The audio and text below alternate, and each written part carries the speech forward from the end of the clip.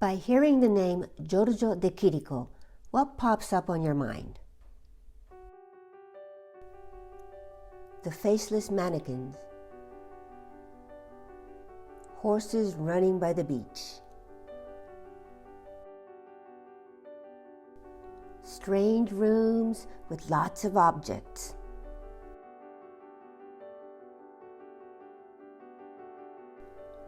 the silent squares. His name comes along with lots of adjectives. I'm not a scholar, nor an art critic, just a fan of De Chirico. No, you're a fan too? Then come with me. I'm heading to his house.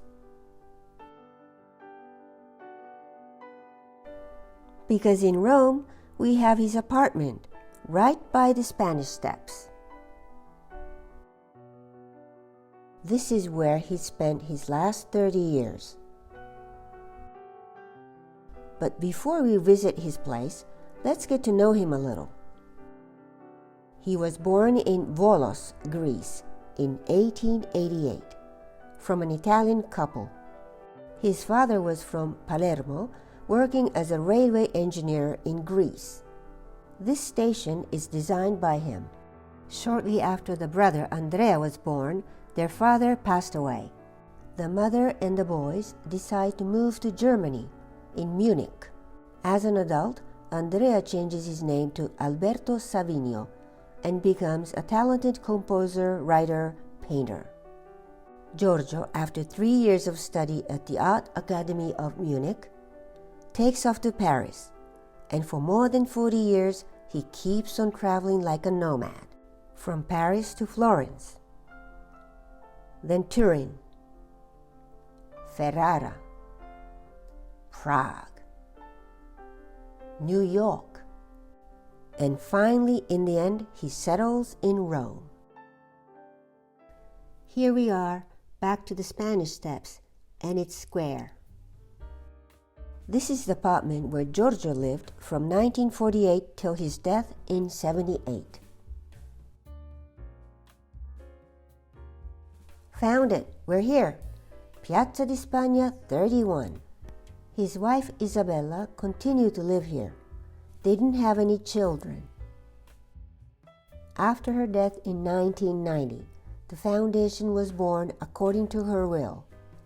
Since 98, it's open to the public. You can book your visit from this site.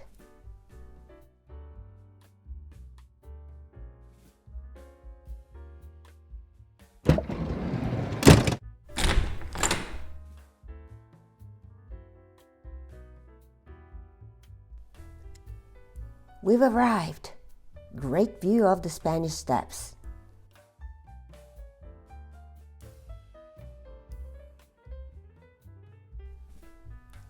And that's it. That's the entrance to Casa De Chirico, the De Chirico house. Oh, I'm so excited.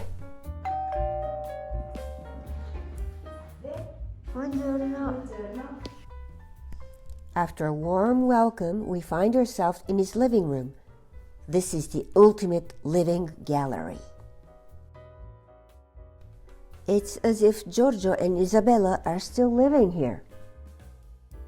The foundation owns about 600 of his works, and there are approximately 70 of them displayed within these rooms. Which means every time you go there, you see different paintings.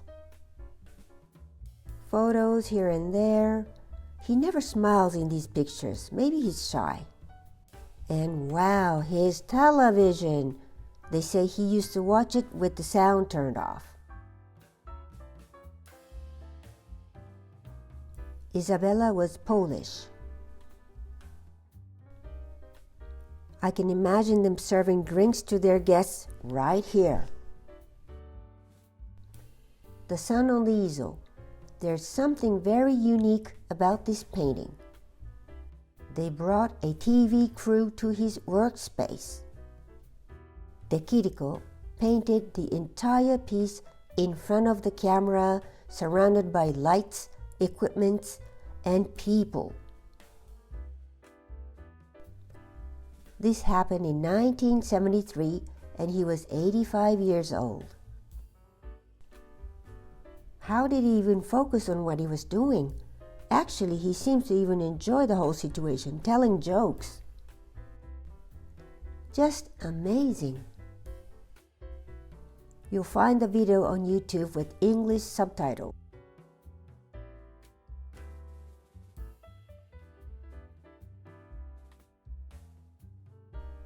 Here he's saying, I do like flowers, especially tulips, but fruits are better. They're tasty too. I don't like the countryside much. Makes me sad. I prefer the city with lots of people and cars. Now he's signing the piece. The conductor makes a request. Maestro, could you add the month as well? The month? I never put the month. Only the year. That's enough. Why put the month? You want the month? Well, you know what? I put a number, the 7. Here you go. Happy now? See, he's not bad. Actually, a nice guy. 7, 1973. The housemaid has just told us to wait here. Signor De Chirico is at Cafe Greco. He'll be back in a while. Imagine. You know what? Next time I'll bring some pastry so we can have a cup of tea together. Just joking. But this place makes you feel this way. During his long career, De Chirico has painted thousands of works, so his pieces are in most of the important museums around the world. But there's no other place where you get to see his paintings in this kind of situation. This is nothing like a museum. You can hear him, smell him, feel him. You are with him. What a treat. The view from the window. Giorgio watched this every day. I'm sure you're already satisfied, but we're not done yet. We get to go upstairs to more private areas of the house. Here's the bedroom. De Chirico's bed. Such a tiny bed in such a tiny room. And a tiny desk to write some letters? Isabella obviously had a much bigger room. Let's go further. Here's the gem, his workspace. He was a very organized man, and everything is in its place, as it used to be. I think Maestro is now on a break. He'll be back in a minute, I'm sure.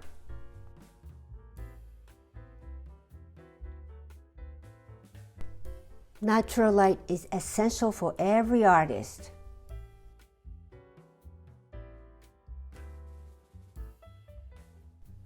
Walking towards the exit, look what I found. The donkeys. Just south of Naples, on the Amalfi Coast, there's a small town called Vietri. This town is known for colorful hand-painted ceramics.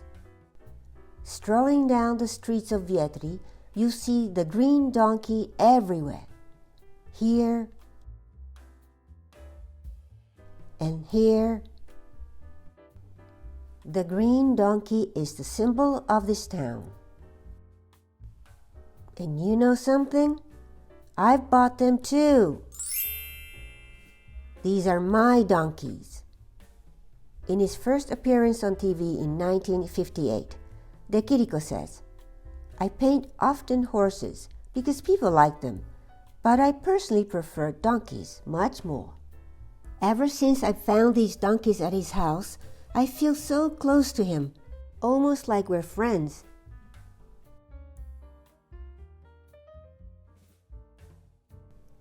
So what was he like? Blessed with many friends. A happy love life. but critics and press had always had difficulties trying to put labels on him. However, De Chirico himself couldn't care less. Let them talk and do their stuff. That's what he used to say. Going my way, painting what he wants, how he wants. Now it's time to leave the apartment. Let's go out.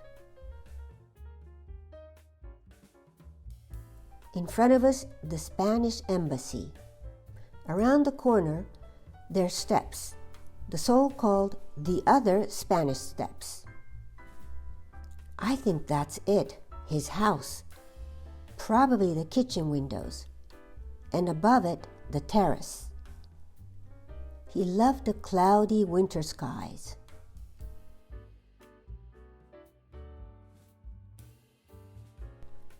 This is Caffè Greco, the oldest coffee shop of Rome, and where Giorgio had his coffee every morning. Some of his comments from the interviews. Painting is so fun. I love it. Maestro, why the curtains? Is this a theater? No, they're there just to fill in the spaces, you know. It looks better this way. Why do you dress up in costumes for your portraits? You know, clothes that we wear today, they're so boring. That's all. It's true, he rarely smiles, but I have an impression that he was an adorable, curious, honest man. Continuing doing what you want is easily said than done. It takes talent, energy, and passion. He not only painted, but created sketches for books, made sculptures, worked for theaters designing costumes and backdrops.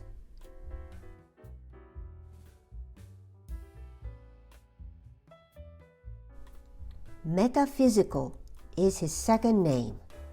Once De Chirico said, "They say my paintings are metaphysical, but I simply invent them.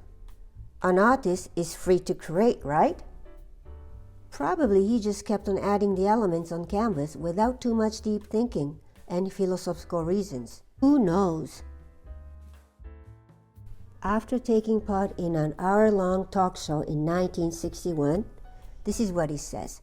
Don't miss the words, you can barely hear them. The presenter says, "Now we're closing. For sure we'll receive many other comments from critics and the press." And De Chirico, dai telespettatori e probabilmente anche dai giornali e dai critici. Grazie. Grazie a loro. You hear that? Grazie a loro. Thank them all. Oh, he can be funny. After living in many cities, why has he settled in Rome? Has anybody thought about this?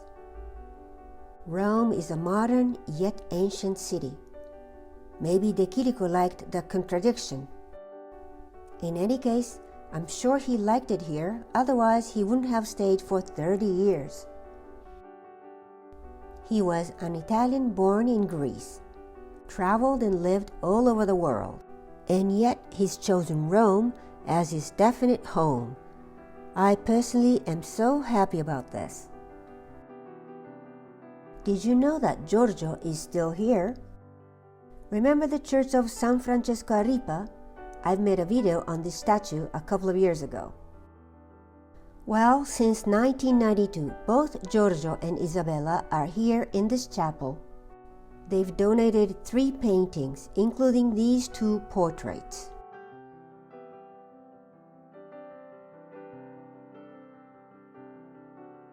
If you are his fan, the Carlo Bilotti Museum is a must. It's inside the park of Villa Borghese. And also the nearby National Gallery of Modern Art. But most of all, visit his home. You'll be so welcomed.